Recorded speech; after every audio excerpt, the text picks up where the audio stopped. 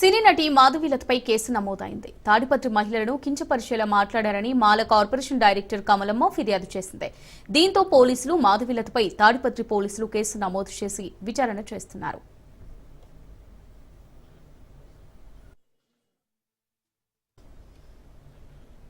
సినీ నటి మాధవీలతపై కేసు నమోదైంది. తాడిపత్రి మహిళలను కించపరిచేలా మాట్లాడారని మాల కార్పొరేషన్ డైరెక్టర్ కమలమ్మ ఫిర్యాదు చేసింది.